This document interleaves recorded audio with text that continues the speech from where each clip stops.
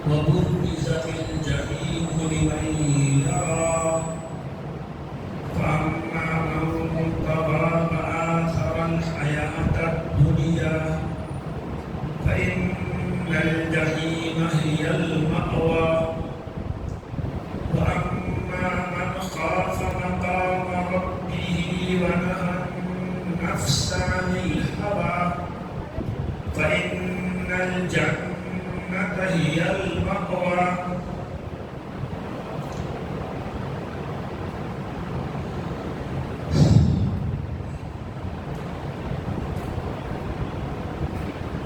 بزرگوں بھائی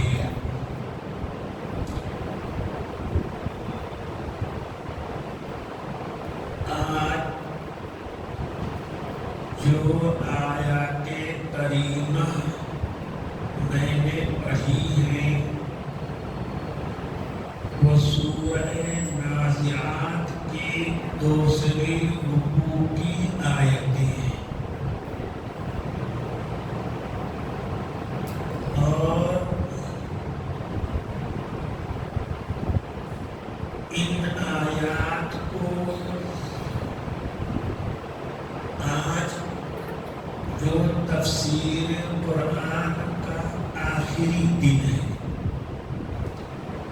ان آیات کو بہت سوچ سمجھ کر کے آج کی تفسیر کے لیے میں نے منتخب کیا ہے اب تک تفسیر کے نام سے یا فجر بعد اصلاحی بیان و خطاب کے نام سے یا جمعہ کو تقریر اور وعظ کے نام پہ جو 53 تقریریں ہوئی ہیں رمضان میں آج ان سب کا خلاصہ اور نچوڑ ہے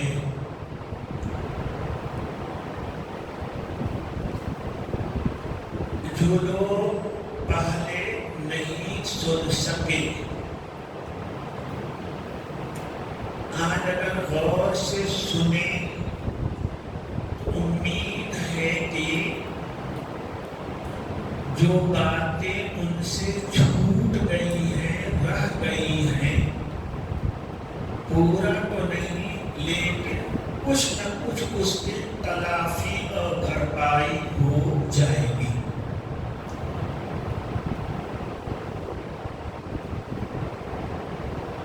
رمضان المبارک میں جتنے بیانات ہوئے ان سب کا حاصل یہ ہے کہ ہمارے دل میں اللہ اور رسول صلی اللہ علیہ وسلم کے لیے ایمان یقین اعتماد بھروسہ پیدا ہو جائے اللہ اور اللہ کے رسول صلی اللہ علیہ وسلم کے لیے ایمان پیدا ہو جائے یقین پیدا ہو جائے اور ان کی تمام باتوں پہ ہمیں اعتماد اور بھروسہ ہو جائے ایک دوسرے ہم شیطان کے نفس کی پھندے سے ان کی چال بازیوں سے بچ جائیں یہی ساری تقریروں کا خلاصہ ہے بھائی یہ تو چیزیں ہمیں حاصل ہو گئیں تو ہمارا کہنا آپ کا سننا دونوں کامیاب ہے اور خدا نخواستہ ہم آپ یا کوئی بھی ان دونوں باتوں سے محروم ہے تو آخرت کا خسارہ نہیں خسارہ ہے اللہ ہم سب کو اس خسارے سے نقصان سے بچائے ان آیتوں میں اور اس کے پہلی والی آیتوں میں اللہ پاک خوب زور دے کر بہت وضاحت کے ساتھ یہ بیان کیا ہے کہ قیامت آئے گی، انسانوں کو دوبارہ زندہ کیا جائے گا اور ان سے زندگی بھر کے پائی پائی کا حساب لیا جائے گا. یہ بیان کیا. اس کے لیے اللہ پاک نے یہ دکھایا کہ دیکھو جس نے کہ آسمان کو، آسمان کے اربوں خربوں تاروں ستاروں کو بنایا، زمین کو اور زمین کی ساری مخلوقات کو بنایا، خود تمہیں بھی بنایا. تمہیں ایسی ذات کے لیے تمہیں دوبارہ پیدا کر دینا کیا کٹھن ہے، کیا مشکل ہے. تو اتنی بڑی بڑی مخلوقات کو اپنی قدرت سے پیدا کر رہا ہے، تم کو خود پہلی بار پیدا کیا تو خود مانتے ہو، اور اللہ پاک کہتے ہیں ہم تم کو دوبارہ پیدا کریں گے تو تم کو اچھا ہوتا ہے تو یہ کیسے ہو جائے گا. اللہ پاک کہتے ہیں کہ جب بڑی مصیبت یعنی قیامت، بڑی مصیبت یعنی کیا؟ قیامت آ جائے گی، اس دن ہر انسان کو اپنی زندگی بھر کا کیا دھرا سب یاد آ جائے گا، سب یاد آ جائے گا. جو کچھ اس نے کیا ہے، ایمان لے آیا ہے وہ بھی یاد آ جائے گا، کفر کیا ہے وہ بھی آ جائے گا، اللہ کی فرما برداری کی ہے، رسول صلی اللہ علیہ وسلم کی اطاعت کی ہے، وہ بالکل آئینہ ہوگا سامنے ہو جائے گا. اور اگر کفر کیا ہے، نافرمانی کی ہے، سرکشی کی ہے تو وہ بھی کیا ہے سامنے آ جائے گا. آگے قرآن کہتا ہے وَبُرِّزَتِ الْجَحِيمُ لِمَن يَرَى، اور جس کے پاس بھی دیکھنے والی آنکھ ہے، جو بھی دیکھ سکتا ہے، وہاں انسان دیکھ سکتا ہے. آخرت میں کوئی اندھا اور نابینا دوبارہ نہیں پیدا ہوگا. جتنے پیدا ہوں گے آنکھ کے ساتھ پیدا ہوں گے، بینائی کے ساتھ کیا ہوگے پیدا ہوں گے.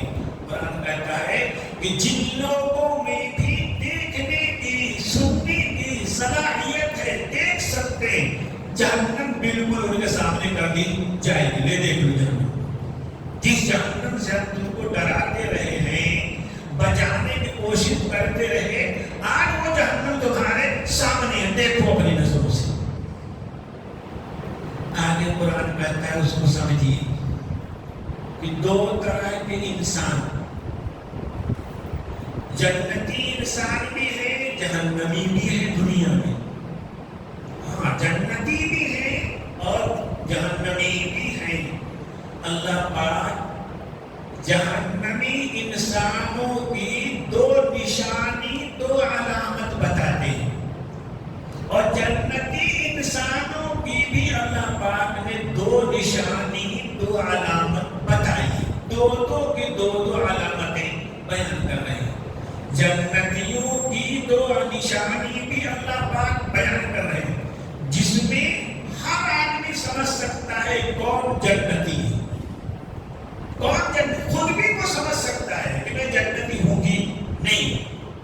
اور دو نشانی جہنمیوں کے اللہ پاک بتا رہے ہیں.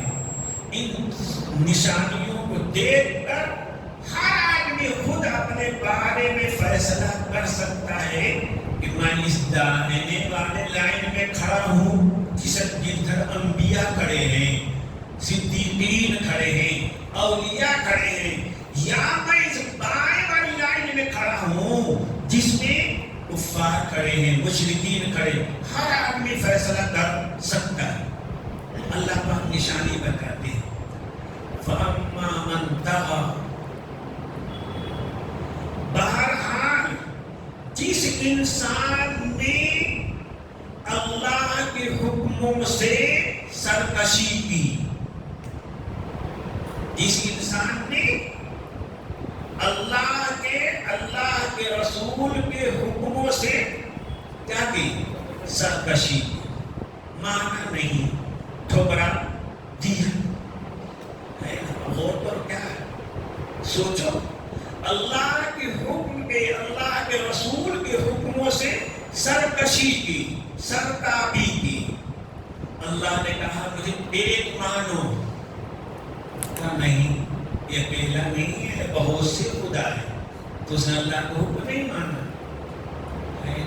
اللہ نے کہا کہ مجھے ہی سارے جہاں کا خالق مانو، مجھے ہی سارے جہاں کا مالک مانو، مجھے ہی سارے جہاں کا حاکم مانو، ورنہ فلاں بھی مجھ کو روزی دیتا ہے، فلاں کی بھی میں حکومت میں رہوں گا، فلاں کے بھی سامنے میں سر جھکاؤں گا۔ تو اس نے اللہ کے حکم سے کیا کیا؟ سرتابی کیا، سرکشی کیا۔ اللہ نے کہا کہ میرے نبیوں پہ ایمان لے آؤ، اس نے کہا میں کسی نبی پہ ایمان نہیں لاؤں گا، یا ایمان لاؤں گا تو فلاں پہ لاؤں گا، فلاں پہ ایمان نہیں لاؤں گا۔ تو اس نے کیا کیا؟ اللہ حکم سے سرتابی، سرکشی کی۔ اللہ نے کہا کہ 5 وقت کی نماز پڑھو، ہے نا؟ اس نے کہا یا تو 5 وقت چھوڑ دے، یا 2 پڑھے 3 چھوڑ دے، یا 4 پڑھے 1 چھوڑ دے۔ تو اس نے کیا کیا؟ سرتابی کیا نا۔ اللہ نے کہا کہ تم کو جو مال ہم نے دے رکھا ہے، اس مال میں سے اتنا تو ضرورت مندوں پہ خرچ کرو۔ باقی یہ نفل ہے، وہ بھی موقع ملے تو خرچ کرو، نہیں ہوگا ہم سے، یہ تو ہم نے کمایا ہے، محنت کی ہے، صبح شام محنت کی ہے، میں کیوں خرچ کرنے لگوں؟ تو اس نے اللہ کے حکم سے کیا کیا؟ سرتابی کیا، سرکشی کیا۔ فَأَمَّا مَنْ طَغَىٰ، جس نے اللہ کا حکم ماننے سے، اللہ کے رسول کا حکم ماننے سے سرتابی کیا، سرکشی کیا، پھر کا نتیجہ اس کا نکلے گا۔ جب اللہ اور رسول کے حکم سے کوئی سرتابی کرے گا، اس کے حکموں سے سرکشی کرے گا، اللہ رسول کے سامنے اکڑے گا، تو کیا ہوگا؟ وہ آخرت کو بھول جائے گا، وہ آخرت کو کیا کرے گا؟ بھول جائے گا، ہے نا؟ وہ دنیاوی زندگی ہی اس کے نزدیک سب کچھ ہو جائے گی، بس اسی دنیا میں، وَمَا هِيَ إِلَّا حَيَاةُ الدُّنْيَا، بس یہ دنیاوی زندگی ہی زندگی ہے، اس کے بعد کوئی زندگی نہیں ہے، یہ ہو جائے گا، وہ آخرت کو بھول جائے گا، اب اس کے سامنے صرف دنیا ہی رہ جائے گی، ہے نا؟ کہا جائے گا اس سے کہ دیکھ، تو دنیا کی فلاں لذت میں، آرام میں، راحت کے چکر میں رہے گا تو تیری آخرت یوں بگڑ جائے گا، یوں بگڑ جائے گا، بگڑنے دو، وہ یہ ہو جائے گا۔ وَآخَرَ الْحَيَاةَ الدُّنْيَا، اس دنیا کی زندگی کو اس نے آخرت کی زندگی کے مقابلے میں ترجیح دے دیا، جہاں آخرت کا نقصان اور دنیا کا فائدہ ٹکرا رہا ہو، ہے نا؟ اس کام میں دنیا کا فائدہ نظر آ رہا، اسے آخرت کا نقصان نظر آ رہا ہے، تو وہ کرے گا جو دنیا کا فائدہ ہے، دنیا کی لذت ہے، دنیا کی راحت ہے، یہی ٹھیک ہے۔ آخرت کا بڑا سارا نقصان ہو جائے گا، اسے کوئی فکر ہی نہ ہو۔ ایسے مثلا اذان ہوئی، فجر کا وقت ہے، نیند آ رہی ہے ہمیں، نیند آ رہی ہے ہمیں، اذان ہوئی، اللہ کی طرف سے بلانے والے مؤذن کو تو اللہ ہی کی طرف سے بلا رہا ہے نا، اللہ کی طرف سے بلانے والا بلا رہا ہے کہ بابا ہر چیز سے بڑی اللہ کی ذات ہے، تمہارے نیز سے، تمہارے لحاظ سے ہر چیز سے بڑی اللہ کی ذات وہ بلا رہا ہے کہ کامیابی دیکھو اب نماز پڑھنے میں ہے، سونے میں کامیابی نہیں ہے، لیکن اسے نیند اتنی پیاری ہے کہ اللہ کا غصہ گوارا ہے، جہنم گوارا ہے، لیکن نیند چھوڑنا، لحاظ چھوڑنا اسے گوارا نہیں ہے۔ کیا ہوا؟ اس نے دنیاوی زندگی کو سینے سے لگا لیا اور آخرت والی زندگی کو اس نے ترجیح دیا۔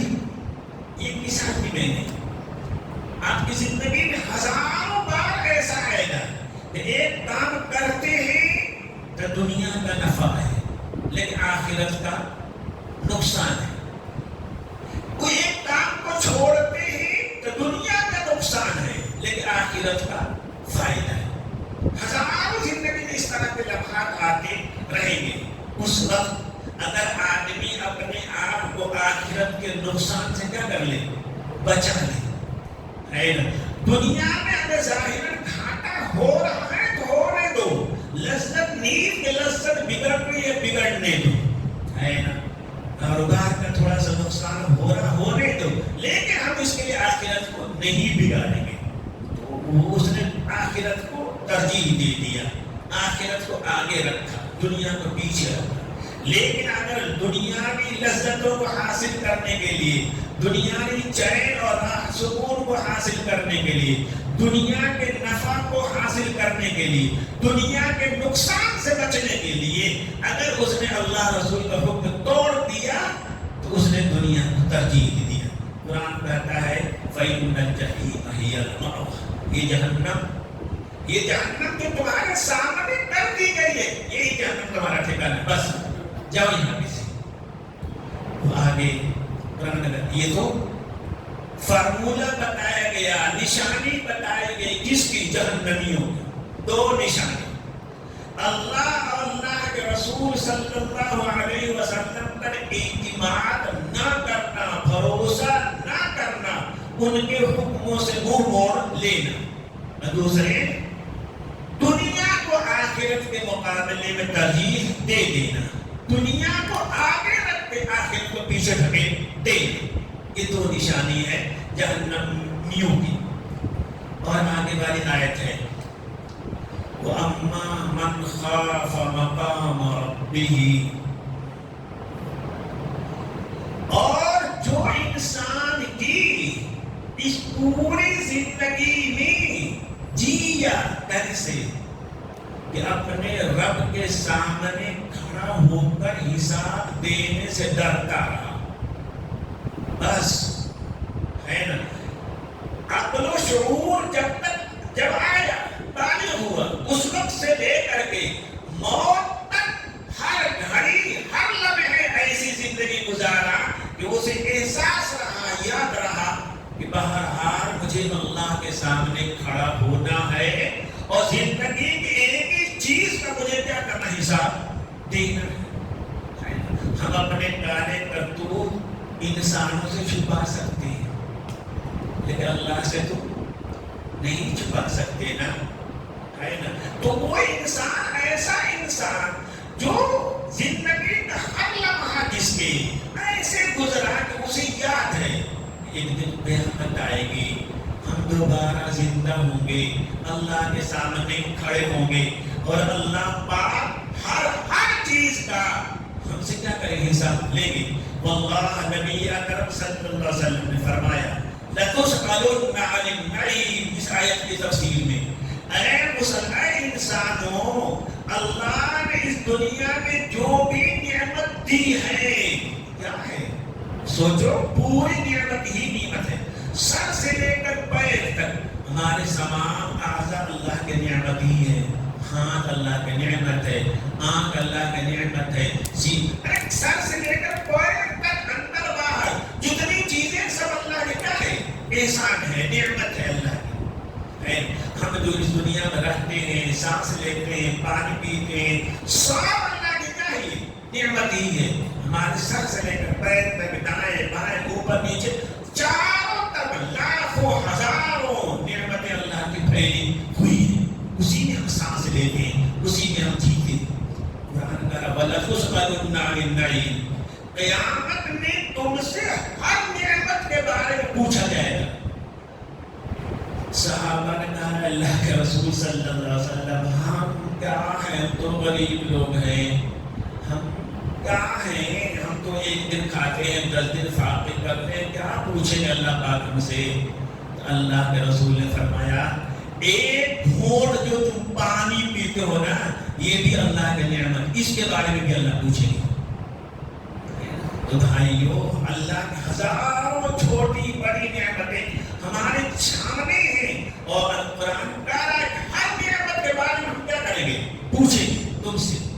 حدیث میں آتا ہے کہ نبی صلی اللہ علیہ وسلم نے پوچھے، فرمایا کہ انسان اللہ کے سامنے کھڑا ہوگا اور جب تک 5 چیزوں کا جواب نہیں دے گا وہاں سے اس کا قدم ہل بھی نہیں سکتی۔ اللہ پوچھیں گے کیا کہ بتا تم کو میں نے زندگی دی تھی کہاں لگایا؟ بتا دے۔ تم کو میں نے جوانی دی تھی، اس جوانی کو تم نے کیسے گزارا؟ تم نے کو میں نے مال دیا تھا، اس مال کو تم نے کیسے حلال طریقے سے کمایا تھا کہ حرام طریقے سے؟ جائز جگہ خرچ کیا تھا کہ ناجائز جگہ خرچ کیا تھا؟ سوال ہوگا۔ اس کو قرآن کہہ رہا ہے اما من خاف مقام ربہ، بہرحال جو شخص اپنے رب کے سامنے کھڑے ہو کر حساب دینے سے ڈر کر زندگی گزارتا رہا، کیا نتیجہ ہوگا؟ جو اس طرح ڈرے گا اللہ سے کیا ہوگا؟ وَنَهَى النَّفْسَ عَنِ الْهَوَىٰ، اور اپنے نفس کو کنٹرول کیا، اس کی ناجائز اور غلط خواہش سے بچایا۔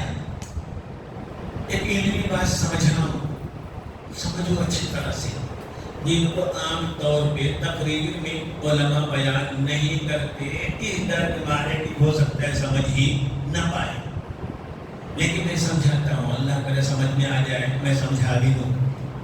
یہ نفس کیا چیز ہے؟ سنتے تو روز ہے نا 10 مرتبہ، نفس کیا چیز ہے؟ سمجھو بھائی کہ ہمارے جسم میں، اس ڈھانچے میں 3 چیزیں، ان ڈھانچے میں کئی چیزیں ہیں؟ سر سے لے کر پیر تک ہمارا اس ڈھانچے میں 3 چیزیں۔ ایک تو ہمارا یہ جسم ہے جو ہمیں دکھائی دیتا ہے، ایک ہمارا یہ جسم ہے جو ہمیں دکھائی دیتا ہے، اس کو کہتے ہیں جسم کثیف، اس کو کہتے ہیں کیا؟ کثیف، کاف سا یا فا، کثیف جسم، آلودگی لیے ہوئے۔ تو یہ جو ڈھانچہ ہمیں دکھائی دیتا ہے، یہ اندر کا جو دل ہے، گھوڑا ہے، فلاں ہے، آنکھ ہے، پیٹ ہے، یہ سب ہے جسم کثیف ہے نا۔ یہ دکھائی دے گا، کھال ہٹ جائے گی، گوشت دکھائی دے گا، گوشت ہٹ جائے گا، ہڈی دکھائی دے گی، ہڈی ہٹ جائے گی، ہڈی کا گودا دکھائی دے گا، ہے نا۔ دل، سینہ، جگر، گردہ، یہ سب چیزیں کیا ہے؟ دکھائی دے گی۔ انہیں کہتے ہیں جسم کثیف۔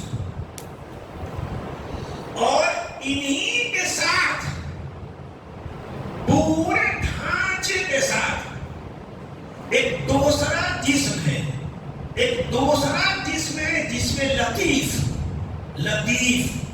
اندیکھا، جسے دیکھا نہیں جا سکتا، چھوا بھی نہیں جا سکتا، جس میں لطیف، جو سر سے لے کر پیر تک ہمارے اسی ظاہری جسم میں سمایا ہوا ہے، بے وست ہے، سمایا ہوا ہے، وہ ہے نفس، وہ ہے نفس۔ سمجھیے؟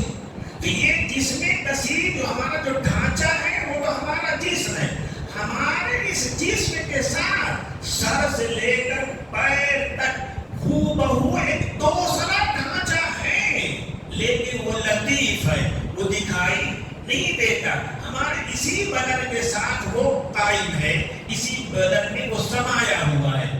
قرآن حدیث میں اسی کو کیا کہا جاتا ہے؟ نفس کہا جاتا ہے۔ قرآن و حدیث میں اسی کو کیا کہا جاتا ہے؟ نفس کہا جاتا ہے۔ اب یہ نفس جو ہمارے پورے جسم میں سمایا ہوا ہے، اس نفس پہ دو طرف سے دباؤ پڑتا ہے نا. ایک تو ہے انسانی روح، روح انسانی. روح انسانی کوئی جسم نہیں ہے، کوئی ڈھانچہ نہیں ہے، وہ آگ پانی مٹی ہوا سے بنی ہوئی کوئی چیز نہیں ہے. ہمارا یہ جسم تو آگ پانی مٹی ہوا سے بنا ہے. جو نفس ہے جس نے کثیر جسے لطیف جسے کہا، وہ بھی آگ پانی مٹی ہوا سے بنا ہوا جیسے ہمارا یہ جسم. لیکن روح یہ مٹی ہوا پانی مٹی ان سب سے بنی ہوئی چیز نہیں ہے. یسألونک عن الروح قل الروح من امر ربی. لوگ آپ سے روح کے بارے میں پوچھتے ہیں، آپ فرما دیجئے تو کہ روح تو بغیر کسی مادہ کے، بغیر کسی مٹیریل کے، صرف اللہ کے لفظ کن سے پیدا شدہ چیز ہے بس. اس کا کوئی جسم نہیں ہے. جس کا روح کا کوئی جسم نہیں ہے. یہ روح بھی توجہ دیتی ہے اس پر، نفس پہ، انسان کے نفس پہ، نفس انسانی پہ. وہ اسے فرشتوں والا راستہ دکھاتی ہے، نیکی والا راستے پہ چلانا چاہتی ہے، اللہ کی طرف لے جانا چاہتی ہے. اور اسی نفس کا، نفس انسانی کا، نفس انسانی کو ہی شیطان بھی اپنے کنٹرول میں کرنا چاہتا ہے نا. حدیث میں آتا ہے النفس مطیۃ الشیطان.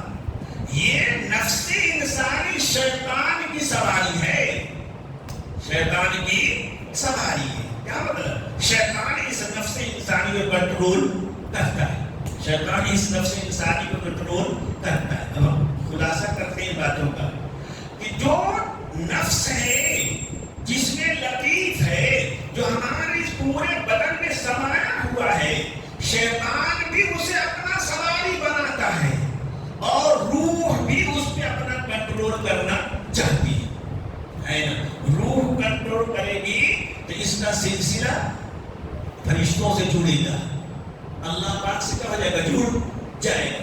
پھر یہ نیکیاں ہی نیکیاں کرے گا، بھلائیاں ہی بھلائیاں کرے گا، اچھائیاں ہی اچھائیاں کرے گا. اور اگر اس نفس پہ شیطان کا کنٹرول ہو گیا تو پھر شیطان کفر سکھائے گا، شرک سکھائے گا، فسق و فجور سکھائے گا، دنیا کے خواہشات میں لپیٹ دے گا اسے، ہے نا. اسی لیے میں نے بتایا کیا خلاصہ ہوگا کہ نفس انسانی وہ روح کا بھی مرکز ہے، جو اللہ کا ایک چیز ہے، اللہ کا ایک عطیہ ہے جسم میں، بس وہ جسم نہیں ہے. اور یہ نفس انسانی شیطان کا بھی اڈا ہے. حضور نے فرمایا کہ شیطان تمہارے بدن میں، تمہارے نفس میں ایسے دوڑتا ہے جیسا کہ خون دوڑتا ہے بدن میں ہر جگہ. اب یہ نفس اگر شیطان روح کے قبضے میں رہا، کنٹرول میں رہا، تو اس نفس کو کہتے ہیں نفس مطمئنہ. کیا کہتے ہیں اسے؟ جو نفس انسانی، روح انسانی کے کنٹرول میں رہے، اس کے کہنے پہ چلتی رہے. قرآن کریم سے کہتا ہے نفس مطمئنہ ہے. یہ بالکل امن سکون والا نفس ہے، جنتی. یا ایھا النفس المطمئنہ ارجعی الی ربک راضیۃ مرضیہ فادخلی فی عبادی وادخلی. اے نفس مطمئنہ، چل اپنے رب کے پاس، خوشی خوشی چل، تیرا رب بھی تجھ سے خوش ہے، جنت میں داخل ہو جا میرے بندوں کے ساتھ. یہ کون ہے؟ وہ نفس انسانی ہے جو روح کے کنٹرول میں رہا. وہ بالکل جنتی، وہ بالکل جنتی، وہ ہمیشہ آخرت کو ترجیح دے گا، دنیا کو ترجیح نہیں دے گا. اور وہ نفس انسانی جو بالکل شیطان کے کنٹرول میں آ گیا، شیطان کے ہاتھ میں اس کی لگام چلی گئی. قرآن کریم اس کو نفس امارہ کہتا ہے. کیا کہتا ہے اسے؟ برائیوں کا حکم دینے والی، برائیوں کی طرف انسان کو کھینچ کر لے جانے والی. یہ دوسرا. اور تیسرا ہے افسا نفس انسان انسانی کہ کبھی وہ شیطان کے بہکاوے میں آ جاتا ہے، لیکن اکثر و بیشتر وہ روح ہی کے کنٹرول میں رہتا ہے، روح ہی کی بات مانتا ہے۔ ایسے نفس کو کہتے ہیں نفس لوامہ۔ قرآن میں تینوں کا ذکر ہے نا، 13ویں پارے میں لا ابرئ نفسی ان النفس لامارۃ بالسوء، نفس امارہ کا ذکر ہے۔ کل قاری صاحب نے جو سورہ پڑھی تو سورہ قیامہ، اس میں بالنفس اللوامہ، نفس لوامہ کا ذکر ہے، اور آج جو سورہ پڑھی اس میں نفس مطمئنہ کا ذکر ہے نا۔ تو جو نفس انسانی فرشتوں کے کنٹرول، روح کے کنٹرول میں رہا، وہ نفس مطمئنہ ہے، بلا خوف و خطر وہ جنت میں جائے گا انشاءاللہ انسان۔ اور جو نفس انسانی کبھی شیطان کے کنٹرول میں رہا، کبھی روح کے کنٹرول میں آ گیا، ایسا ہے نفس امارہ۔ اس کو چاہیے کہ ہمیشہ گناہوں سے توبہ کرتا رہے، اللہ سے بھلائی مانگتا رہے، تو انشاءاللہ یہ جنت میں۔ اور اگر گناہوں سے توبہ نہیں کیا، گناہوں سے توبہ نہیں کیا تو گرفت میں آ سکتا ہے اللہ کی پکڑ میں۔ اور تیسرا نفس امارہ ہے جو پورے طور پہ شیطان کی سواری بن گیا، شیطان کے کنٹرول میں آ گیا۔ اللہ ہم سب کے نفس کو نفس مطمئنہ بنائے، اور ہمیں خواہشات پہ چلنے کے بجائے اللہ رسول کے حکموں پہ چلنے کی توفیق دے دے۔ دنیا کو اوڑھنا بچھونا بنانے کے بجائے اللہ پاک ہماری فکر آخرت کی فکر بنا دے، جن کے لیے اللہ پاک نے فرمایا فَإِنَّ الْجَنَّةَ هِيَ الْمَأْوَىٰ، ایسے انسان کے لیے جنت ہی ٹھکانہ ہے۔ وآخر دعوانا الحمد للہ رب العالمین۔ اللہم انت السلام ومنک السلام، تبارک یا ذا الجلال والاکرام۔ اللہم صلی علی سیدنا محمد وعلی آل سیدنا محمد وبارک وسلم۔ ربنا ظلمنا انفسنا وإن لم تغفر لنا وترحمنا لنكونن من الخاسرين۔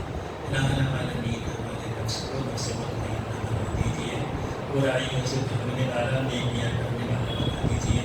ربنا تقبل منا انک انت السمیع العلیم وتب علینا انک انت التواب الرحیم۔ صلی اللہ علیہ وسلم۔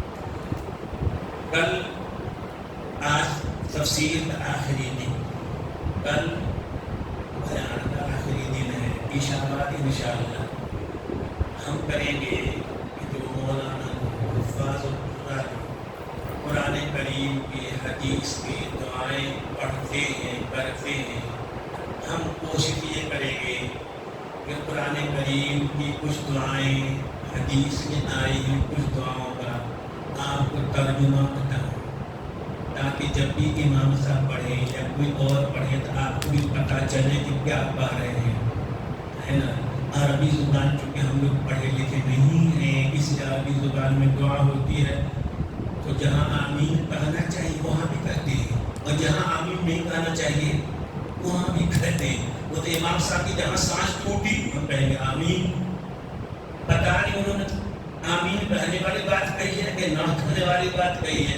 اس لیے کل کوشش کریں گے کہ انشاءاللہ قرآن پاک میں جو دعائیں ہیں ان کا